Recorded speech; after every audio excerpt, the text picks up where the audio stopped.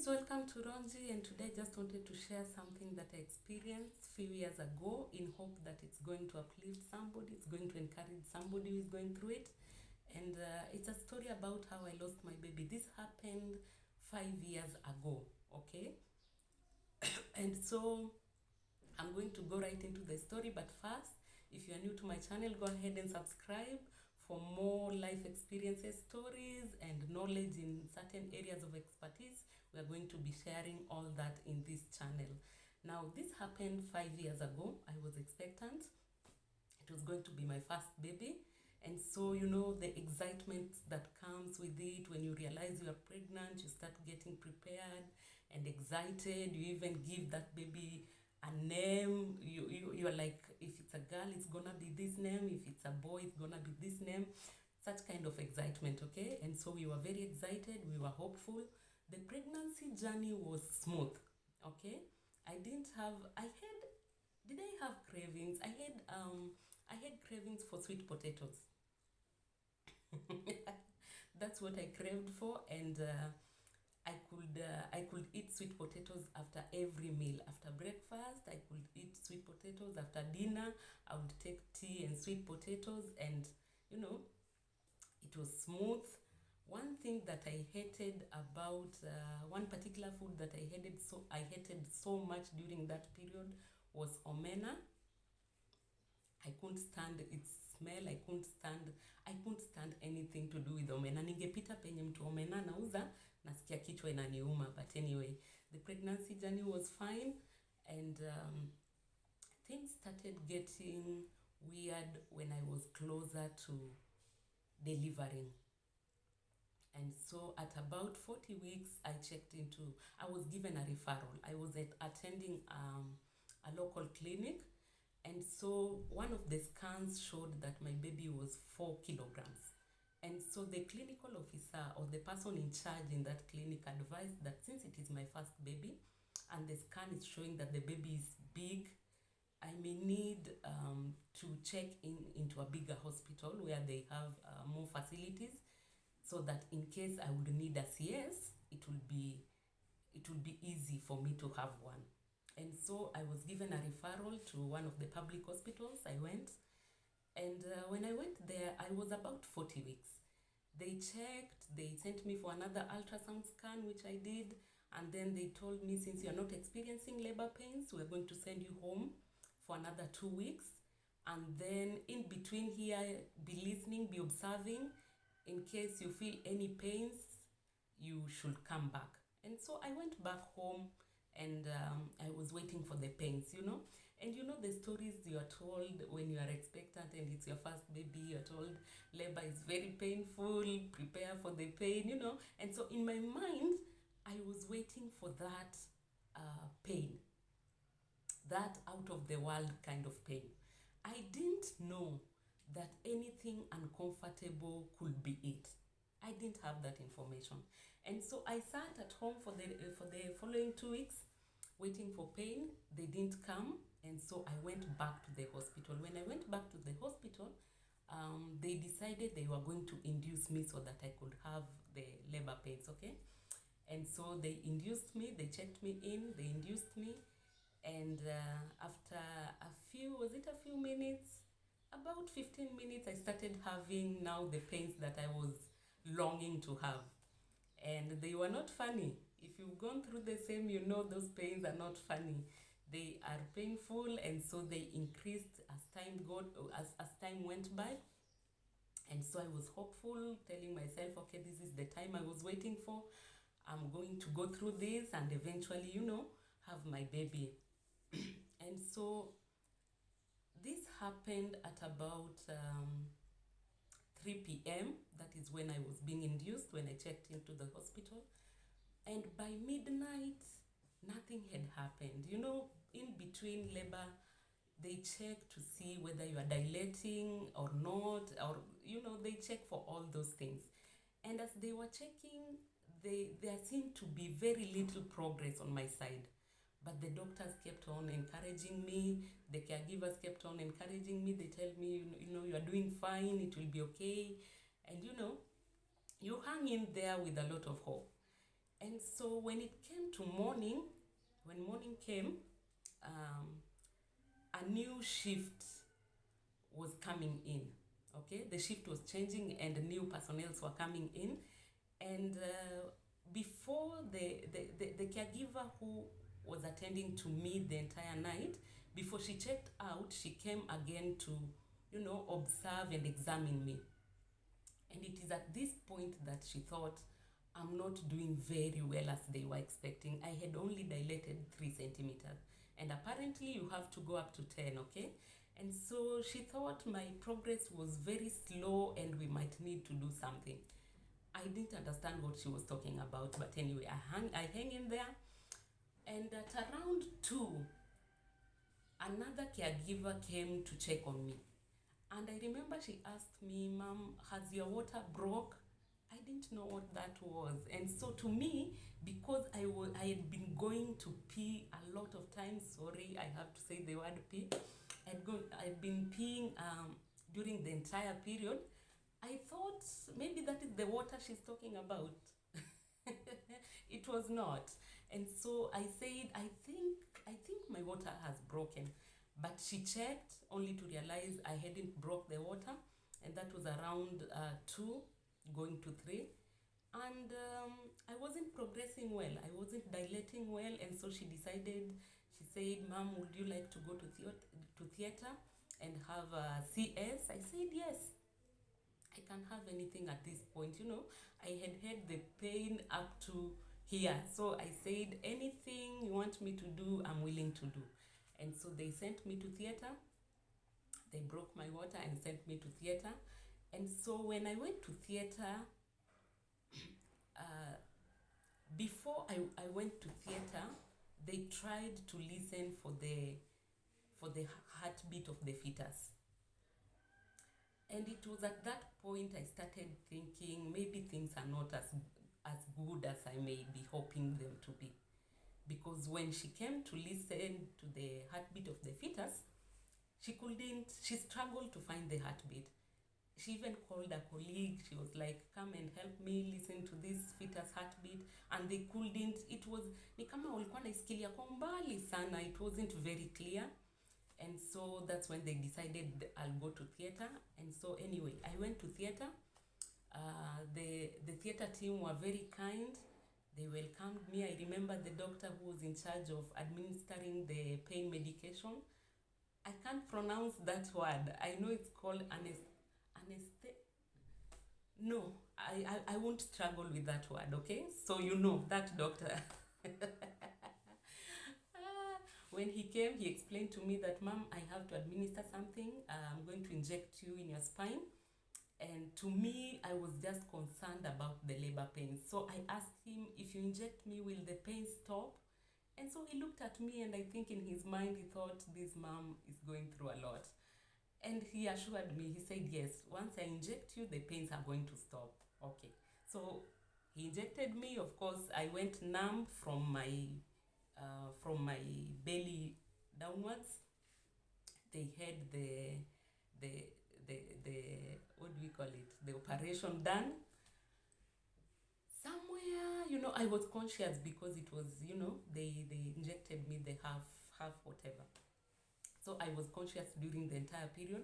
At some point, I could hear them lift up something heavy from my womb, and I thought, oh my goodness, my baby is finally here, okay? And so the nurse took the baby, and as she was showing me the baby, I looked at the baby and she was like, Mom, can you see your baby? Can you tell whether it's a boy or a girl? Yeah, I could tell it was a very beautiful boy. But before I could respond to the nurse's questions, the doctor gave her a signal, okay?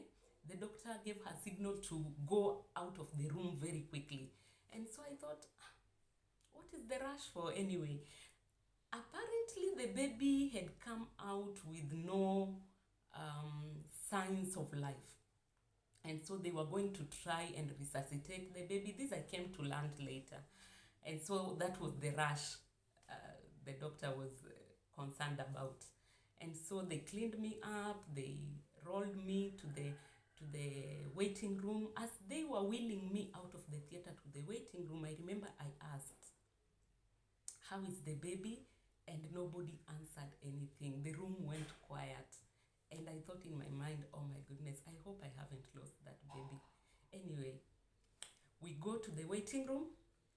And as I'm waiting at the waiting room, before they leave, because it was a team of about, is it 4 or 5 people?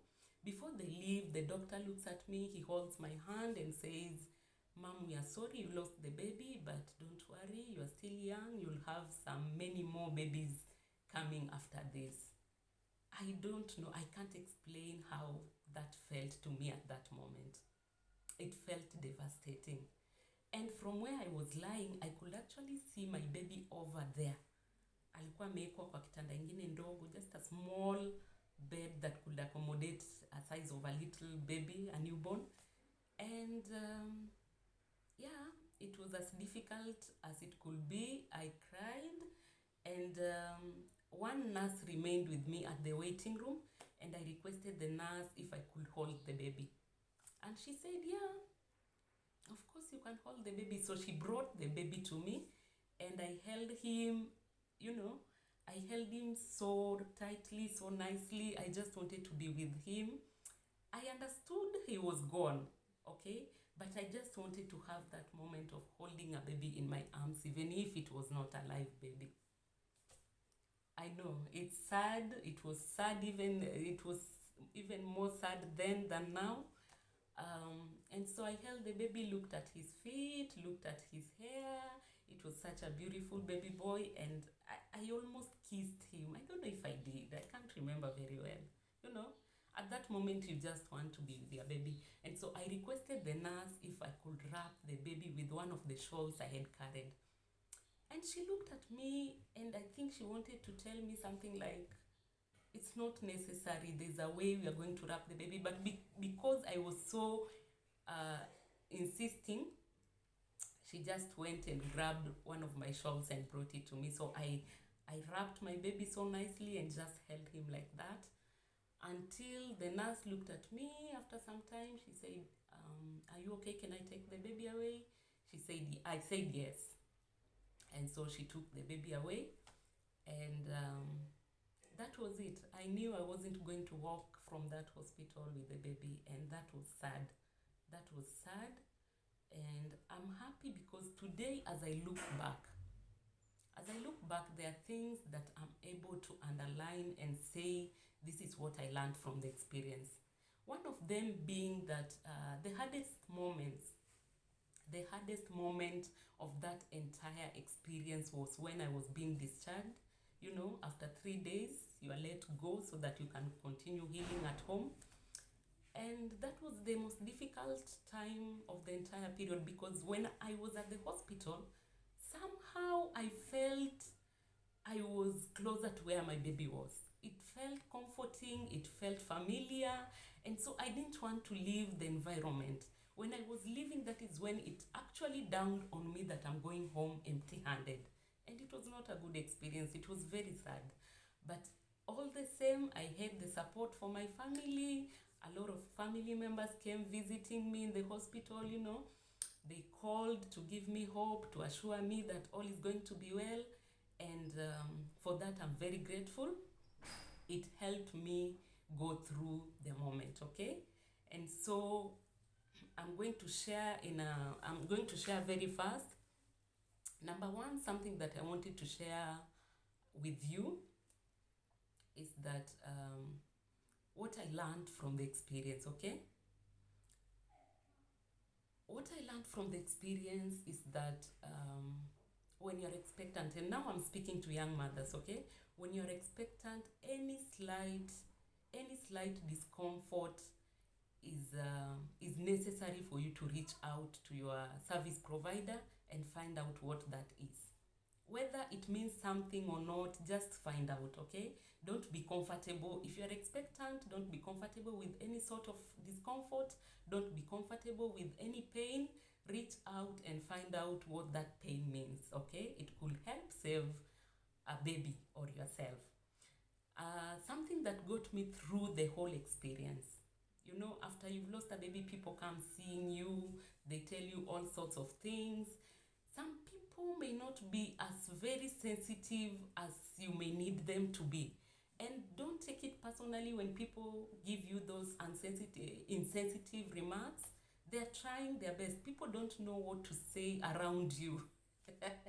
I remember somebody saying something like, you know, it's better this baby has gone before you get to know the baby, or before they grow up to be big enough and you've bonded with them.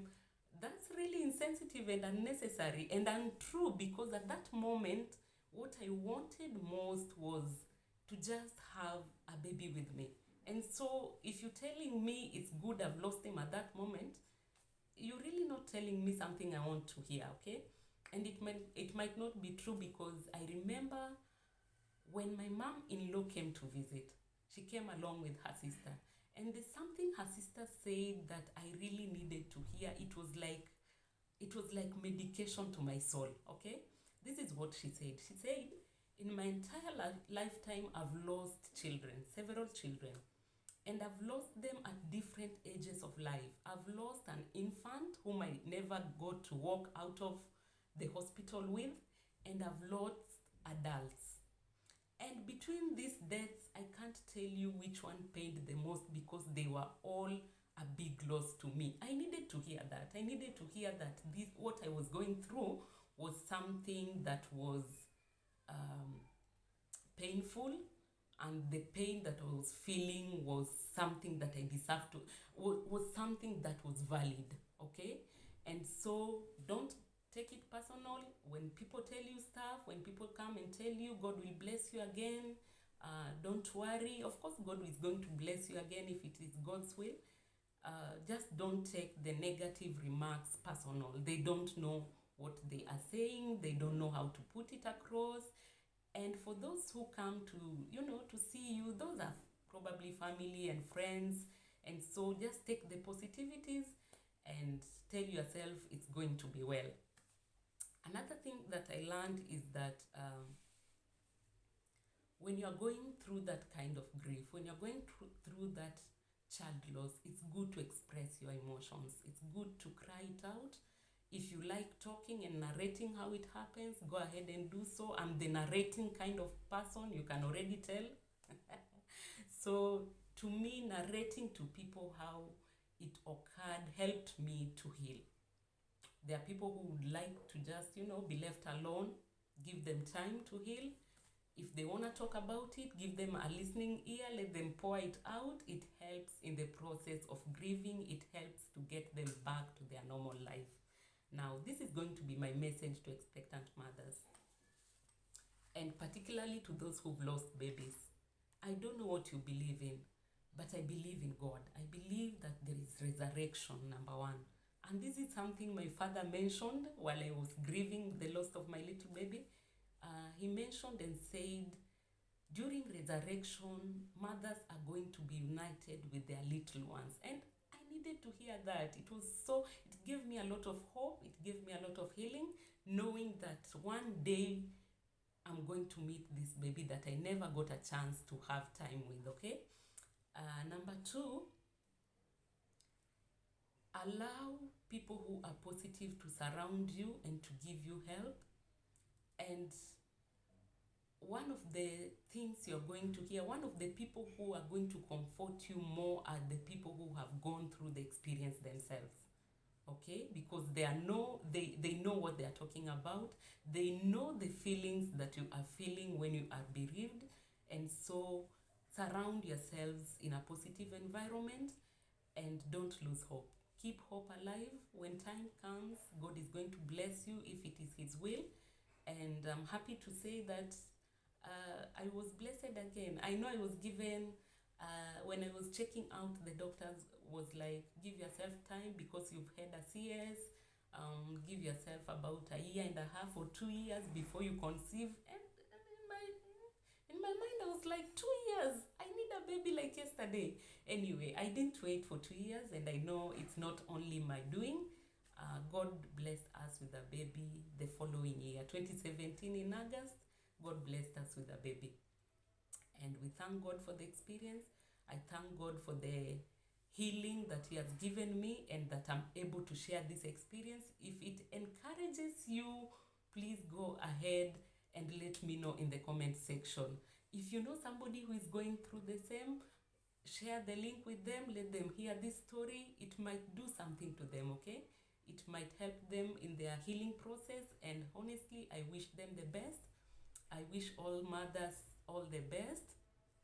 Check out for the signs, and if it happens that you lose your baby, I'm sorry, and I pray that God will give you the strength you need to overcome it, to go through it, and to heal, and eventually God will help you to experience another good experience later on in life, if it is God's will. So thank you so much for listening to me. I'm going to check out right now, but keep at Ronji. This is my YouTube channel. Go ahead and subscribe, share the link, and then let's keep in touch for more other exciting and uplifting stories. Bye, and God bless you.